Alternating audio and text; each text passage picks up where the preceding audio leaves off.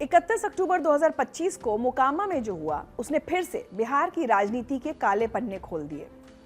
एक जमाने में लालू के करीबी रहे दुलार चंद यादव जन स्वराज पार्टी के उम्मीदवार प्रियदर्शी पीयूष के लिए प्रचार कर रहे थे। दोपहर 3:30 बजे मोकामा के तारतार गांव में अनंत सिंह और प्रियदर्शी पीयूष के काफिले आमने सामने आ गए। पहले पत्थरबाजी हुई, फिर गोलियां चली। कुछ ही पलों में दुलार चंद यादव खून से लथपथ पड़े थे। पोस्टमार्टम रिपोर्ट के मुताबिक उनके फेफड़े फट गए और पसलियां टूट गईं। भीड़ में धक्का मुक्की और हिंसा ने उनकी जान ले ली।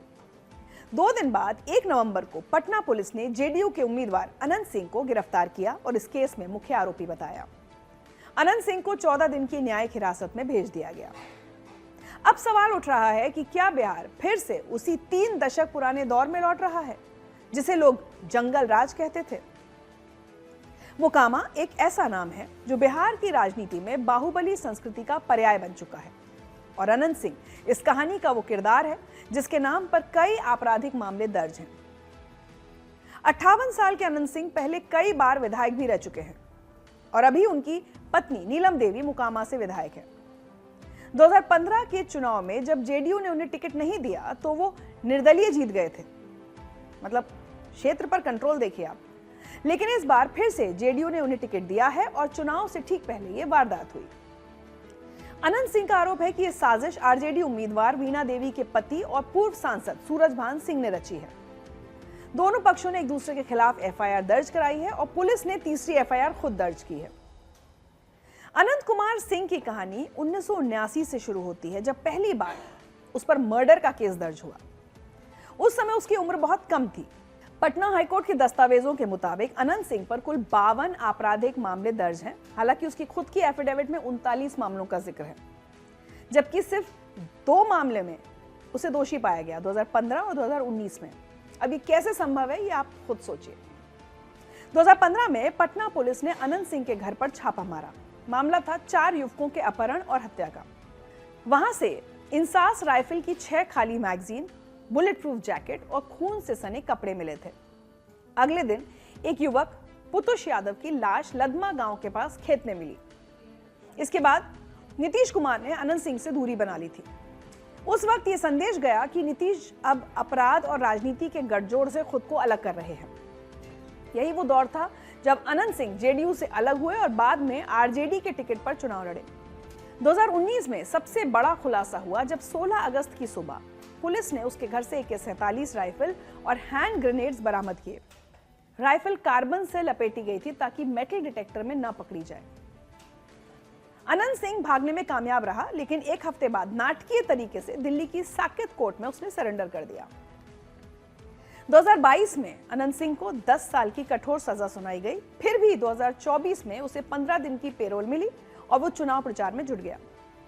काले कारनामों के लिए बदनाम अनंत सिंह हमेशा सफेद कपड़े पहनता है, घोड़ों का शौकीन है और खुद को जनता का सेवक बताता है। लेकिन उसका इतिहास कुछ और ही कहानी बयां करता है। सूरजभान सिंह जो अनंत सिंह का कट्टर प्रतिद्वंदी है, दोनों भूमिहार जाति के हैं और दोनों मोकामा बाढ़ क्षेत्र में दबदबे के लिए संघर्षरत रहे हैं। 2000 के दशक में नीतीश कुमार के सत्ता में आने के बाद अनंत सिंह जेडीयू का मजबूत स्तंभ बन गया, जबकि सूरजभान एलजेपी आरजेडी की ओर चला गया।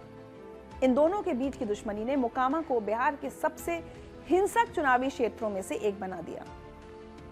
लेकिन दुलार चंद की हत्या एक वारदात नहीं है।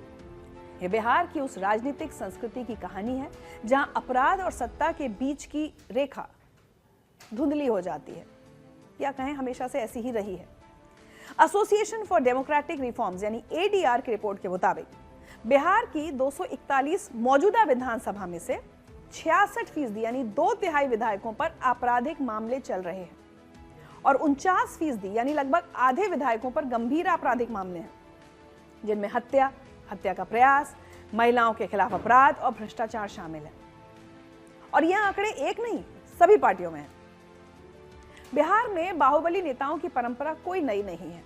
इतिहासकारों और राजनीतिक विश्लेषकों के मुताबिक बिहार के पहले बाहुबली विधायक वीर बहादुर सिंह थे, जो 1980 में बक्सर के जगदीशपुर सीट से विधायक बने थे। उनके पिता की नक्सलियों ने हत्या कर दी और उसके बाद वीर बहादुर सिंह ने हथियार उठाए। धीरे धीरे वो अपने इलाके में दबंग नेता के रूप में उभरे और राजपूत समुदाय ने उन्हें अपना नायक मान लिया। यहीं से शुरू हुई वो परंपरा जहां ताकत, जाति और बंदूक की नोक पर वोट मांगे जाने लगे। 80 और 90 के दशक में जब बिहार में सामाजिक न्याय की राजनीति तेज हुई तो हर पार्टी को लगा कि चुनाव जीतने के लिए ताकतवर लोग चाहिए, जिनकी जमीन पर पकड़ हो, जो डरा कर धमका कर वोट ला सकें और जो बूथ पर कब्जा करवा सकें। बाहुबली राजनेता सिर्फ अपराधी नहीं थे, वो अपनी जाति के रक्षक बन गए। कितना दुखद है ये। भूमिहार, राजपूत, यादव, हर जाति के अपने अपने बाहुबली थे। जिनके पास ताकत नहीं थी उन्हें न्याय नहीं मिलता था, जिनके पास बंदूक थी वही न्यायाधीश थे। बिहार के बाहुबलियों में सबसे कुख्यात नाम है मोहम्मद शहाबुद्दीन का। सिवान का ये दबंग 1990 में पहली बार विधायक बना और फिर 1996 से 2004 तक लगातार 4 बार सांसद बना। शहाबुद्दीन आरजेडी का करीबी था और लालू प्रसाद यादव का भरोसेमंद माना जाता था, लेकिन उसकी असली पहचान अपराध की दुनिया में थी।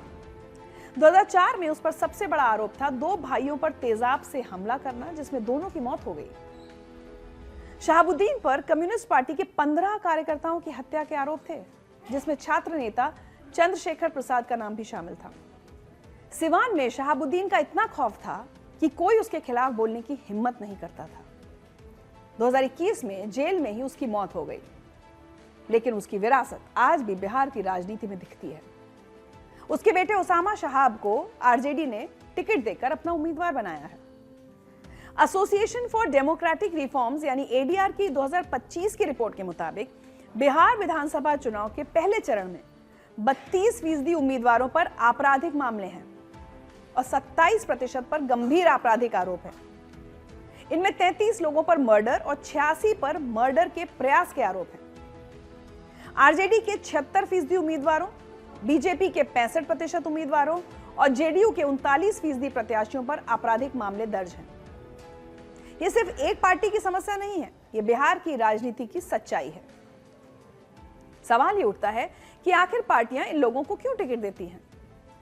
तो जवाब सीधा है और कड़वा है। जीत की गारंटी। बिहार में चुनाव सिर्फ मुद्दों पर नहीं लड़े जाते, वो जाति, पैसे और ताकत पर लड़े जाते हैं। बाहुबली नेता अपनी जाति के वोट बैंक को मजबूती से बांधे रखते हैं। वो पैसा खर्च कर सकते हैं, बूथ पर कब्जा करवा सकते हैं और विरोधियों को डरा धमका सकते हैं।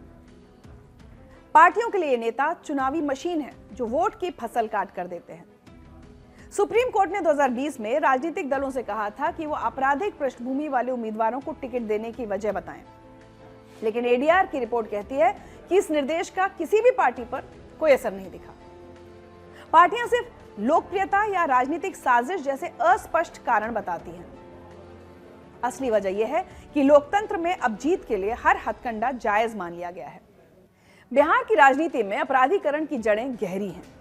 1970 के दशक से लेकर 1990 के दशक तक बिहार में राज्य मशीनरी कमजोर होती चली गई।